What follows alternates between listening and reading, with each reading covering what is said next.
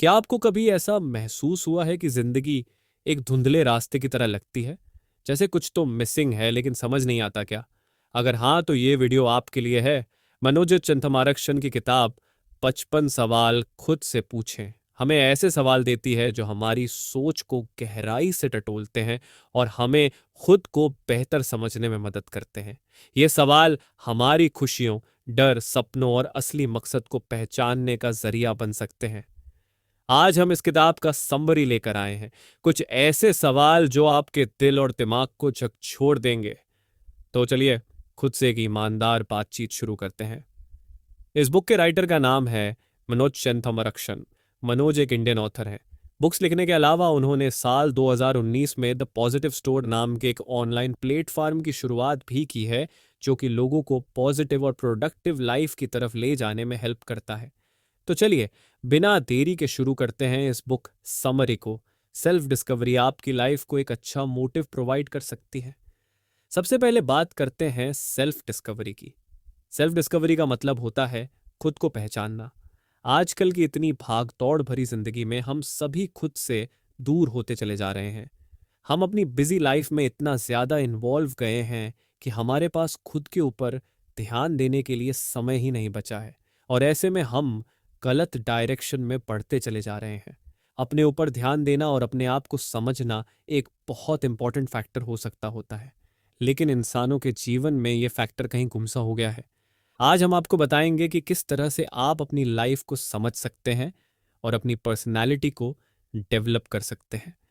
Self discovery का मतलब होता है खुद को अच्छे से समझना, यानी कि आपको क्या पसंद है, आपको क्या नापसंद है, आपकी स्ट्रेंथ क्या है और आपकी वीकनेस क्या है। ये सब जब आपको पता होता है तब आपको ये आइडिया हो जाता है कि आपको लाइफ में करना क्या है। और अगर इन सब सवालों के जवाब आपके पास मौजूद नहीं है तो आप कोई भी काम करने जाएंगे तो आपका वो काम अधूरा ही रह जाएगा, क्योंकि आपको यही नहीं पता होगा कि किस तरह से आप उस काम को सबसे बेस्ट तरीके से कर सकते हैं।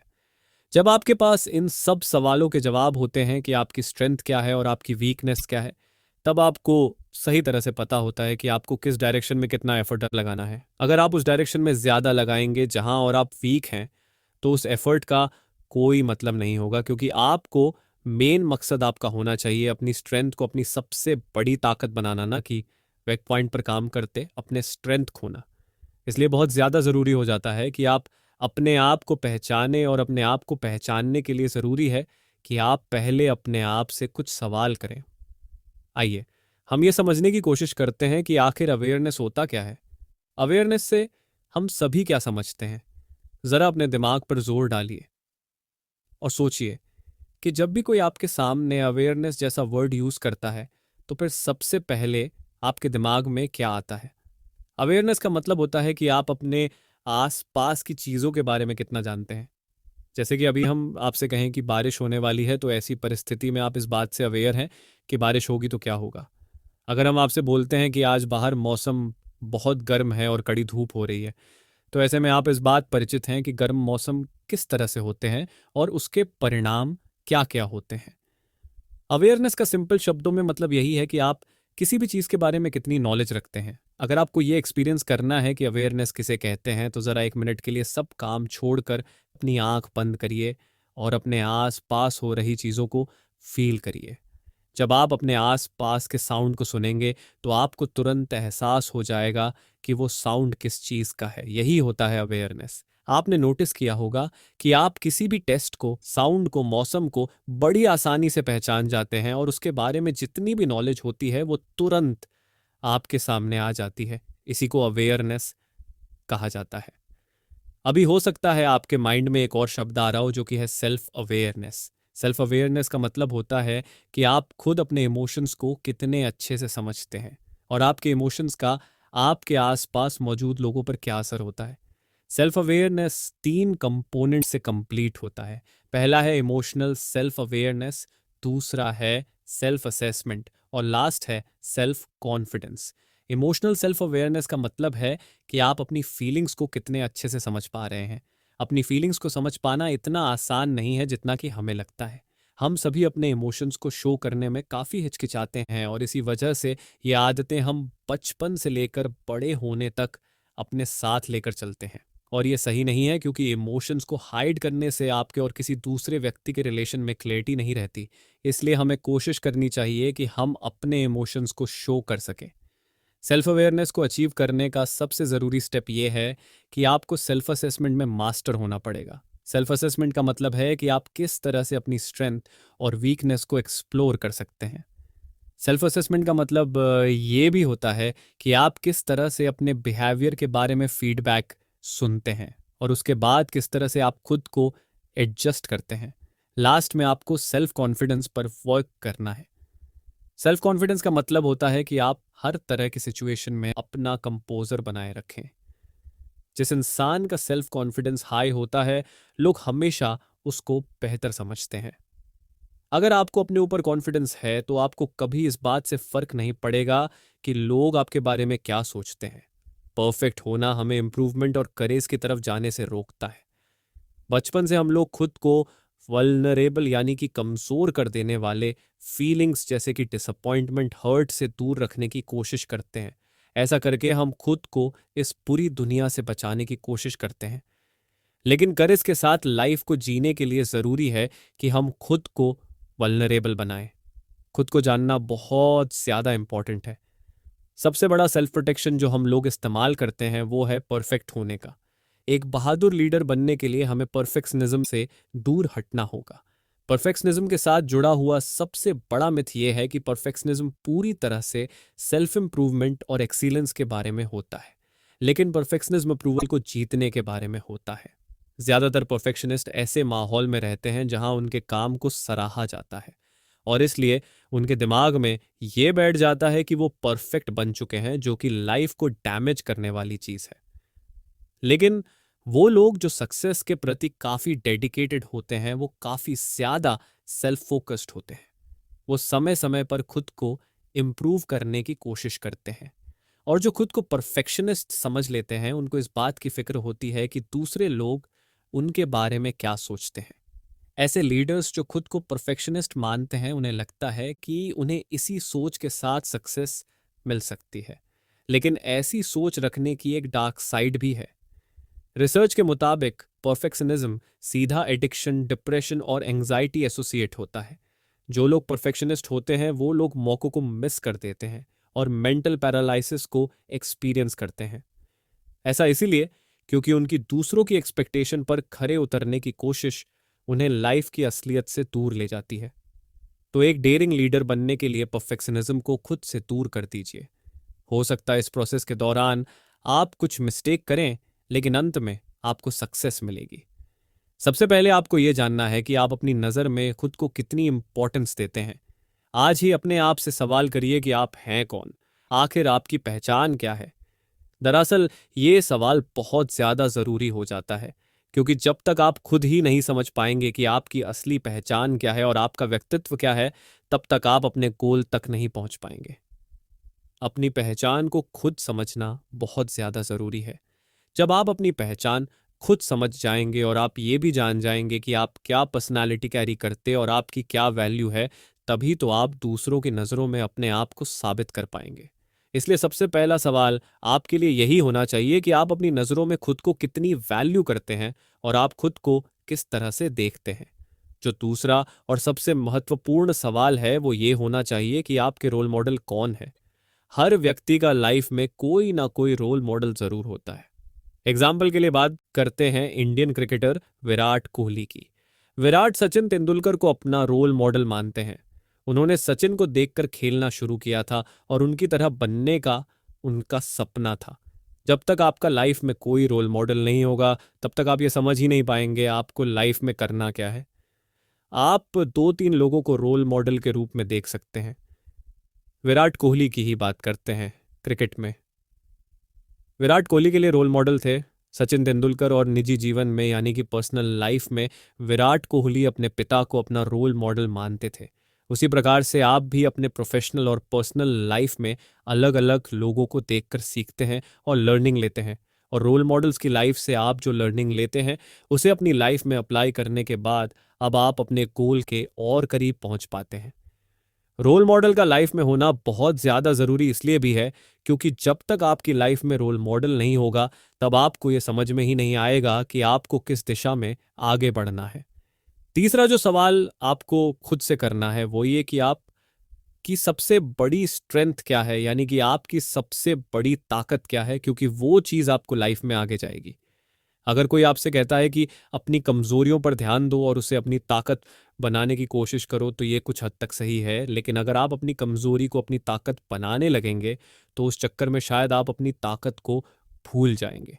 इसलिए जो आपकी ताकत है, जो कि आपकी स्ट्रेंथ भी बोली जा सकती है, आप उस पर फोकस करें और उसको और ज़्यादा मजबूत करें जिससे कि आपको उस फील्ड में कोई पीछे ही ना कर सके। हर इंसान के पास कोई ना कोई स्ट्रेंथ ज़रूर होती है।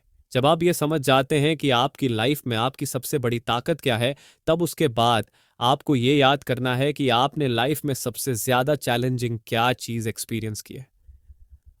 हर किसी की लाइफ में एक ऐसा मोमेंट ज़रूर आता है जब उसकी लाइफ में सब कुछ धुंधला नज़र आ रहा होता है और उसे लग रहा होता है कि अब उसकी लाइफ में कुछ नहीं बचा है। लेकिन इंसान के अंदर एक काबिलियत होती है कि जब उसे सेटबैक मिलता है तो वो और अच्छी तरीके से कम बैक करता है। लाइफ में आई टफ सिचुएशन से लर्निंग लेना इम्पॉर्टेंट है। हर किसी की लाइफ में जब चैलेंजिंग सिचुएशन आती है तो वो काफ़ी हिम्मत दिखाता है और अपनी स्ट्रेंथ को बैक करता है। ऐसे में आपको भी खुद से सवाल करना है कि जब आपकी लाइफ में कभी चैलेंजिंग सिचुएशन आई तो उस समय आपने किस तरह से उस सिचुएशन का सामना किया था। जब आप ये चीज़ याद करेंगे तो आपको इससे बहुत ज़्यादा मोटिवेशन मिलेगा, क्योंकि जब कोई इंसान अपनी लाइफ में चैलेंज फेस करके आ रहा होता है तो फिर उसको कोई भी सिचुएशन बहुत ज़्यादा डिफ़िकल्ट नहीं लगती है। उसे लगता है कि अब वो हर सिचुएशन में खुद को सही साबित कर सकता है और खुद को ग्रो कर सकता है। ऐसे में ये बहुत ज़्यादा इम्पॉर्टेंट हो जाता है कि आप अपनी लाइफ की सबसे ज़्यादा डिफ़िकल्ट सिचुएशन को याद करें और ये भी याद करने की कोशिश करें कि उस सिचुएशन में आपने किस तरह से चीज़ों को हैंडल किया था और किस तरह से अपने आप को संभाला था। इसके बाद एक और चीज़ बहुत ज़्यादा ज़रूरी है। अगर आप अपनी लाइफ में एंजॉय करना चाहते हैं तो ज़रूरी है कि आपकी कुछ हॉबीज़ हों। हर इंसान की कुछ ना कुछ अलग हॉबी या फिर कहें पसंद होती है। गोल और हॉबी दोनों अलग अलग चीज़ें होती हैं। हॉबी वो चीज़ होती है जो कि आप कभी कभी करना पसंद करते हैं, और गोल या फिर कहें लक्ष्य वो होता है जो कि आप अपनी लाइफ में कैरियर की तरह से सिलेक्ट करते हैं। इसलिए कभी भी आपको गोल में और अपनी हॉबीज़ में कंफ्यूज नहीं होना है। बात करते हैं महेंद्र सिंह धोनी की। शुरुआत में महेंद्र सिंह धोनी टाइम पास के लिए स्कूल में और घर पर फुटबॉल खेला करते थे, लेकिन जब उन्हें उनके कोच के द्वारा गाइडेंस मिला तब उनको पता चला कि उनका कैरियर क्रिकेट की फोल्ड में है। लेकिन क्रिकेट में कैरियर बनाने के बाद भी धोनी फुटबॉल को नहीं भूले और आज भी धोनी फुटबॉल खेलते हैं। हॉबी एक ऐसी चीज़ होती है जो कि आपकी लाइफ में से टेंशन को दूर करती है और आपकी लाइफ से स्ट्रेस को कम करती है। हर इंसान कुछ ना कुछ अलग क्वालिटी के साथ पैदा होता है, लेकिन किस इंसान में क्या खास बात है वो पता लगा पाना सभी के लिए बहुत ज़्यादा मुश्किल है। ऐसा इसीलिए क्योंकि जो भी इंसान अपने अंदर की खास क्वालिटी को पहचान लेता है और उस पर वर्क करना शुरू कर देता है तो फिर उसके लिए लाइफ में आगे बढ़ना बहुत ज़्यादा आसान हो जाता है। और ऐसे ही लोग होते हैं जो कि लाइफ में सक्सेसफुल होते हैं। इसलिए ये बहुत ज़्यादा ज़रूरी हो जाता है कि आप अपनी बेस्ट क्वालिटीज़ को पहचानें और फिर उस पर वर्क करना स्टार्ट करें, जिससे कि आपकी लाइफ में ग्रोथ तेज़ी से हो सके। काफ़ी लोग ऐसे होते हैं जो कि अपनी क्वालिटी पर फोकस ही नहीं करते। वो दूसरों को देखते रह जाते हैं कि दूसरे किस तरह से काम कर रहे हैं और किस तरह से अपनी लाइफ में आगे बढ़ रहे हैं। अगर आप भी दूसरों को देखकर अपनी लाइफ को उनके तरीके से जीने का प्रयास करते रहेंगे तो फिर एक बात आपको ये समझ लेनी चाहिए कि आप लाइफ में कभी आगे नहीं बढ़ सकते, क्योंकि दूसरों को देखकर कभी कोई बड़ा आदमी नहीं बन पाया है। जब तक आप अपने ऊपर मेहनत नहीं करेंगे और अपनी स्पेशल क्वालिटी को इम्प्रूव नहीं करेंगे तब तक आपकी ग्रोथ निश्चित नहीं है। इसलिए बहुत ज़्यादा ज़रूरी है कि जितनी ज़्यादा जल्दी हो सके आप लाइफ में अपनी यूनिक और स्पेशल क्वालिटी को पहचानें और ये समझने की कोशिश करें कि लाइफ में आप किस तरह से आगे निकल सकते हैं, क्योंकि अपनी क्वालिटी पहचान कर ही आप खुद को किसी एक डायरेक्शन में पूरी तरह से इन्वॉल्व कर सकते हैं, जिसके बाद आपको सक्सेस मिलने के चांस बढ़ जाते हैं। अपनी लिमिट को एक्सटेंड करिए। एक और चीज़ जिस पर आपको बहुत ज़्यादा ध्यान रखना है वो ये कि कभी भी कोई भी इंसान अपनी लिमिट से आगे नहीं सोचता है। हमेशा जो लोग लिमिट में सोचते हैं वो लिमिट में ही रह जाते हैं। अगर आपने बॉलीवुड की जन्नत मूवी देखी होगी तो उसमें इमरान हाशमी का एक डायलॉग था कि जो आदमी लिमिट में सोचता है वो लिमिट में रह जाता है। इसलिए अगर आपको अपनी लाइफ में कुछ बड़ा करना है और कुछ बड़ा बनना है तो उसके लिए बहुत ज़्यादा ज़रूरी है कि आप अपनी लिमिट को क्रॉस करना सीखें और ये भी जानें कि किस तरह से आप लिमिट क्रॉस करके अपनी लाइफ को एक अच्छा इम्पैक्ट प्रोवाइड कर सकते हैं। सोचिए कि अगर आपके पास दुनिया भर के सारे रिसोर्स होते तो आप क्या करते।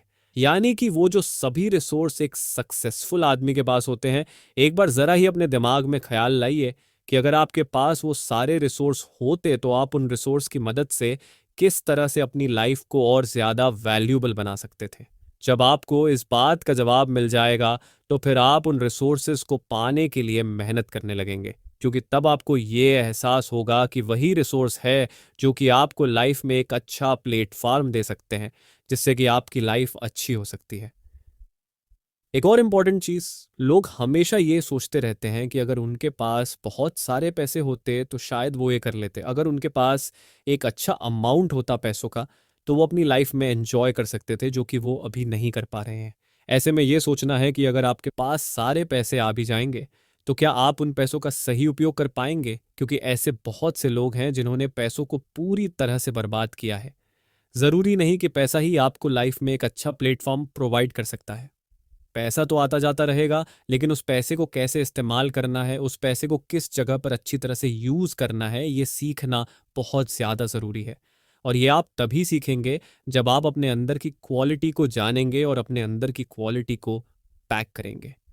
लाइफस्टाइल को मैनेज करना इंसान के लिए बहुत ज्यादा जरूरी है।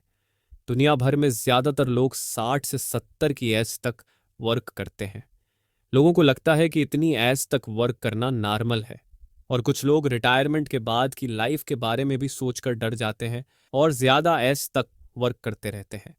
कभी कभी ऐसा होता है कि हम शौक शौक में कुछ ज्यादा ही लग्जरी लाइफस्टाइल एंजॉय करने लगते हैं, जिसकी वजह से हमें ज्यादा खर्चा करना पड़ता है। लेकिन आज जो हम आपको एडवाइस देने जा रहे हैं उसकी हेल्प से आज आप ये जानेंगे कि किस तरह से आप अपनी लाइफ से फालतू का खर्च हटाकर सिर्फ इम्पॉर्टेंट चीजों पर कॉन्सेंट्रेटेड रहकर अपनी लाइफ को आसान बना सकते हैं। अपने कंफर्ट जोन से बाहर निकलकर हम सभी अपनी लाइफ को बदल सकते हैं। क्या अभी जिस तरह से आपकी लाइफ चल रही है उससे आप पूरी तरह से सेटिस्फाइड हैं? क्या आप अपनी जॉब से संतुष्ट हैं? अगर इन दोनों सवालों के लिए आपका जवाब हाँ है तो और ज्यादा एज तक वर्क करते रहते हैं। कभी कभी ऐसा होता है कि हम शौक शौक में कुछ ज्यादा ही लग्जरी लाइफस्टाइल एंजॉय करने लगते हैं, जिसकी वजह से हमें ज्यादा खर्चा करना पड़ता है। लेकिन आज जो हम आपको एडवाइस देने जा रहे हैं उसकी हेल्प से आज आप ये जानेंगे कि किस तरह से आप अपनी लाइफ से फालतू का खर्च हटाकर सिर्फ इम्पॉर्टेंट चीजों पर कॉन्सेंट्रेटेड रहकर अपनी लाइफ को आसान बना सकते हैं। अपने कंफर्ट जोन से बाहर निकलकर हम सभी अपनी लाइफ को बदल सकते हैं। क्या अभी जिस तरह से आपकी लाइफ चल रही है उससे आप पूरी तरह से सेटिस्फाइड हैं? क्या आप अपनी जॉब से, फिर तो आपकी लाइफ में शायद ही कोई प्रॉब्लम हो। लेकिन अगर आपका जवाब न है तो आपको परेशान होने की नीड नहीं है, क्योंकि इस दुनिया में ऐसे बहुत से लोग हैं जो सेम आपकी जैसी प्रॉब्लम्स के साथ लाइफ जी रहे हैं। इंपॉर्टेंट बात यह है कि आप सब अपनी लाइफ में चेंज ला सकते हैं। हालांकि ये इतना आसान नहीं होने वाला है, क्योंकि लाइफस्टाइल में चेंज लाने में काफ़ी टाइम लगता है और काफ़ी हार्डवर्क करना पड़ता है। हम सभी लोग अपनी लाइफ के 20-30 साल फालतू चीज़ें जैसे कि ड्रिंकिंग, ओवर स्पेंडिंग में खर्च कर देते हैं और बाद में हमें अपनी गलतियों का एहसास होता है। लेकिन हम आपको बता दें कि अभी भी आप इन सब चीज़ों को चेंज कर सकते हैं, बस आपको अपना थोड़ा टाइम इन्वेस्ट करना होगा। अब सबसे बड़ा सवाल ये कि आप स्टार्ट कैसे करेंगे। आपने एक बॉलीवुड सॉन्ग तो सुना होगा जिसके लिरिक्स हैं, थोड़ा थोड़ा थोड़ा थोड़ा करके बहुत दूर जाना है। बिल्कुल इसी तरह इस प्रोसेस में भी आपको धीरे धीरे स्टार्ट करना है। सबसे पहला स्टेप आपको ये लेना है कि आपको अपने कंफर्ट जोन से बाहर निकलना है। कंफर्ट जोन मतलब आपको अपना डेली बोरिंग रूटीन छोड़ना होगा। सच्चाई तो यही है, दुनिया में ज्यादातर लोग अपनी पूरी लाइफ कंफर्ट जोन में ही स्पेंड कर देते हैं। ये वही लोग होते हैं जो अपने ओल्ड ड्रीम्स को भूल चुके होते हैं या फिर गिव अप कर चुके होते हैं। उन लोगों में इस बात की बिल्कुल होप नहीं होती कि अब वो लोग अपनी लाइफ में कुछ शानदार काम कर सकते हैं। बेंजामिन फ्रैंकलिन ने कहा था कि ज्यादातर लोग 25 साल की एज में ही मर जाते हैं, बस हम सभी उनको 70 साल तक दफनाते नहीं हैं। ये कहावत उन्होंने ऐसे लोगों के लिए ही की थी जो कि अपनी लाइफ कंफर्ट जोन में बिताते हैं। आज ही आपको ये समझना होगा कि आपको ये जो लाइफ मिली है उसको किसी प्रोडक्टिव काम करने में इन्वेस्ट करिए। पेन ही हमें खुशियों का महत्व समझाता है। अगर आप एक ड्रीम लाइफस्टाइल एंजॉय करना चाहते हैं तो उसके लिए बहुत ज़्यादा ज़रूरी है कि आपकी लाइफ में ऐसे बहुत कम मोमेंट हो जब आपको पेन का एहसास हो। ऐसा इसलिए क्योंकि बहुत बार होता है कि लोगों के जीवन में सिर्फ दर्द भरे रहते हैं।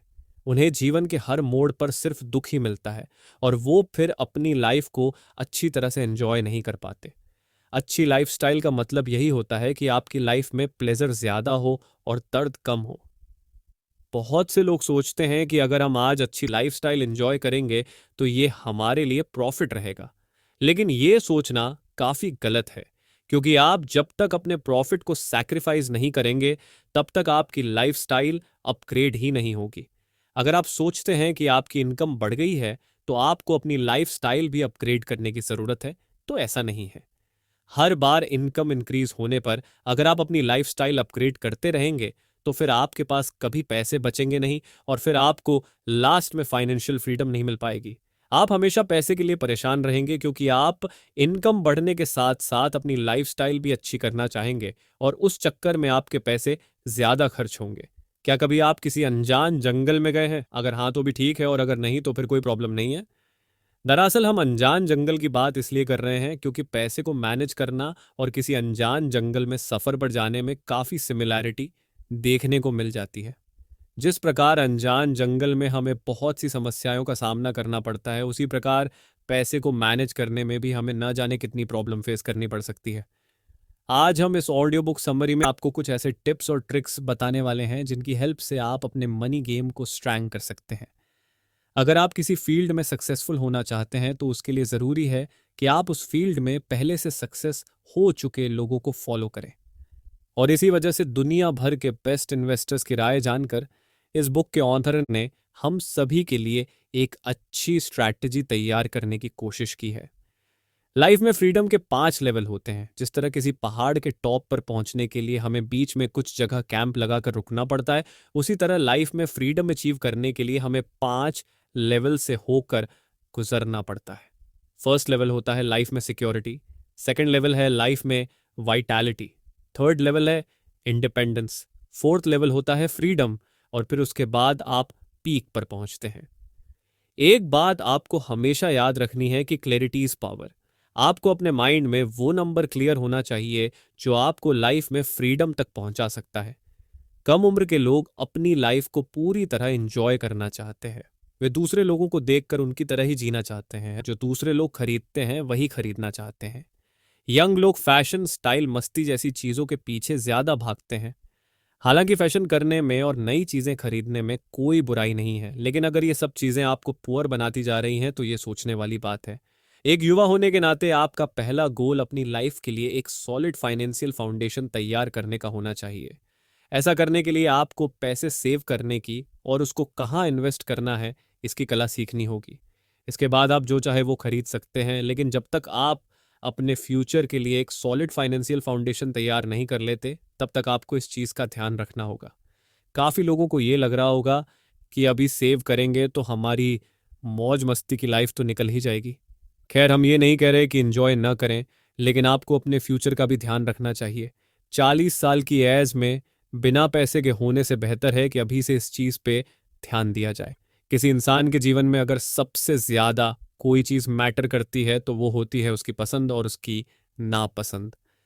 अगर इंसान को इस बात का अंदाज़ा रहता है कि उसे अपनी लाइफ में क्या चीज़ें पसंद आ रही हैं और क्या चीज़ें नहीं पसंद आ रही हैं, तो फिर उसे इस बात की बहुत ज़्यादा क्लैरिटी रहती है कि उसे अपनी लाइफ में अचीव क्या करना है।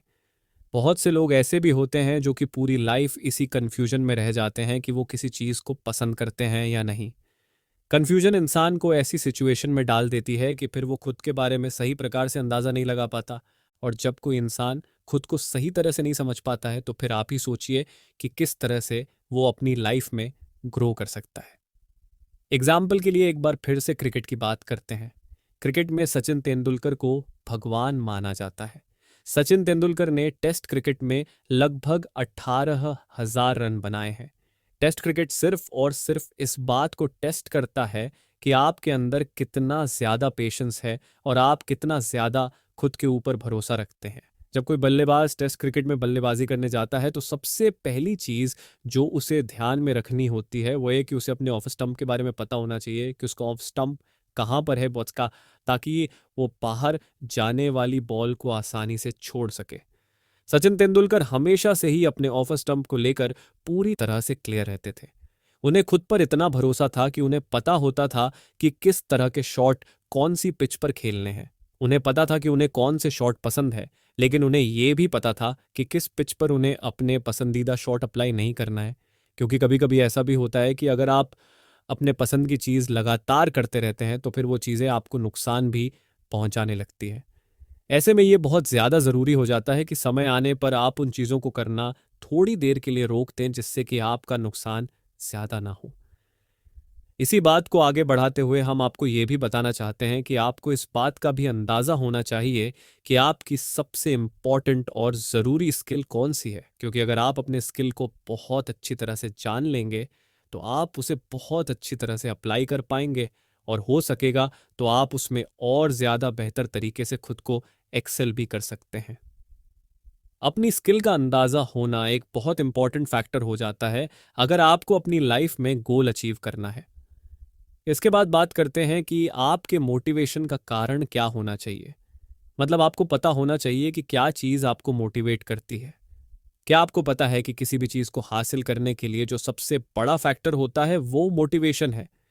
जब तक आपके मन में मोटिवेशन नहीं रहेगा तब तक आप कोई भी चीज़ हासिल करने के काबिल नहीं बन पाएंगे। मोटिवेशन आपको अपना गोल अचीव करने के लिए रेडी करता है। जब भी आपको अपने लक्ष्य की तरफ बढ़ते हुए परेशानियों का सामना करना पड़ता है तो मोटिवेशन ही वो एक ऐसी चीज होती है जो कि आपको उस रास्ते पर बनाए रखता है और आपको लगातार फोकस करने पर मजबूर करता है। अगर आपने होमी जे भाभा का नाम सुना होगा तो आपको पता होगा कि उन्होंने भारत का पहला न्यूक्लियर रिसर्च सेंटर शुरू किया था। तो आपको क्या लगता है कि उनकी इस शुरुआत के पीछे क्या मोटिवेशन रहा होगा? दरअसल वो हमेशा से चाहते थे कि भारत भी न्यूक्लियर के क्षेत्र में खूब तरक्की करे और आगे बढ़े। उन्हें लगता था कि अगर भारत न्यूक्लियर के क्षेत्र में कोई विकास नहीं देखेगा तो फिर और बाकी के देश उससे आगे निकल जाएंगे। और इस वजह से उन्होंने इस चीज को पाने के लिए कड़ी मेहनत करी। उन्होंने लगातार प्रधानमंत्री के संपर्क में रहकर इस चीज को सुनिश्चित किया कि भारत के पास जल्दी से जल्दी उसका पहला न्यूक्लियर पावर रिसर्च सेंटर हो। और आज के समय में देखिए, उन्हीं की वजह से भारत आज इतनी स्ट्रांग पोजीशन में है कि कोई भी देश भारत को कम नहीं समझता है। इसी प्रकार का मोटिवेशन आपकी लाइफ में भी होना चाहिए और आपको इस सवाल का जवाब पता होना चाहिए कि आपका मोटिवेशन क्या है। और सबसे बड़ी बात, अगर आपको अपना गोल अचीव करना है तो आपको लाइफ में डिसिप्लिन की बहुत ज़्यादा ज़रूरत होगी। जो व्यक्ति लाइफ में डिसिप्लिन में नहीं रहता है वो अपने लक्ष्य को कभी प्राप्त नहीं कर पाता है। ये आपने लाइफ में बहुत सारे रियल एग्जाम्पल से समझ ही लिया होगा। अगर आपके पास स्किल कम है या फिर आपके पास मोटिवेशन नहीं है तो काम चल सकता है, लेकिन आप अगर अपनी लाइफ में डिसिप्लिन है तो फिर ये पक्का है कि आप अपनी लाइफ में कुछ ना कुछ अच्छा कर लेंगे। लेकिन अगर आपकी लाइफ में आपके पास सब कुछ है, किसी चीज़ को हासिल करने के लिए मोटिवेशन भी है, लेकिन आप अपनी लाइफ में बिल्कुल भी डिसिप्लिन नहीं है, तो फिर आप अपनी लाइफ में कुछ भी बड़ा नहीं कर सकते। क्योंकि किसी भी चीज़ को पाने के लिए जो सबसे बड़ा फैक्टर और सबसे इम्पॉर्टेंट फैक्टर होता है वो होता है डिसिप्लिन। डिसिप्लिन इंसान को ये सिखाता है कि किस तरह से अपनी लाइफ में आगे बढ़ना है और किस तरह से उसे अपने गोल की तरफ लगातार अपना फोकस बनाए रखना है। कुल मिलाकर इस बुक समरी में हमने जाना कि किस तरह से हम खुद से सवाल करके अपने आप को लाइफ में और ज़्यादा बेहतर प्लेटफॉर्म प्रोवाइड कर सकते हैं। जब तक इंसान खुद से सवाल नहीं करता है तब तक वो रियलिटी को फेस नहीं कर पाता है। और जब आप खुद से सवाल करने लगेंगे तो आपको अपने बारे में और ज़्यादा जानकारी हासिल होने लगेगी, जिससे कि आप और ज़्यादा बेहतर होते चले जाएंगे। जो इंसान खुद से सवाल नहीं करता है वो हमेशा मृग तृष्णा में ही रह जाता है। यानी कि उसे लगता है कि सारी की सारी चीज़ें सही चल रही हैं और फिर वो किसी भी चीज़ को इम्प्रूव करने की कोशिश नहीं करता है। लेकिन जो इंसान लगातार खुद पर फोकस करता है और टाइम टू टाइम खुद से सवाल करता है कि किस तरह से खुद को इम्प्रूव करना है, तो फिर उस इंसान का जीवन में सक्सेसफुल होना काफी हद तक पक्का हो जाता है। और ये बुक समरी आपको अच्छी लगी हो तो हमारे इस इंस्पायर्ड बुकी चैनल को सब्सक्राइब जरूर करें। बाकी आप अगली बुक समरी कौन सी सुनना पसंद करेंगे आप हमें कमेंट में बता सकते हैं। धन्यवाद।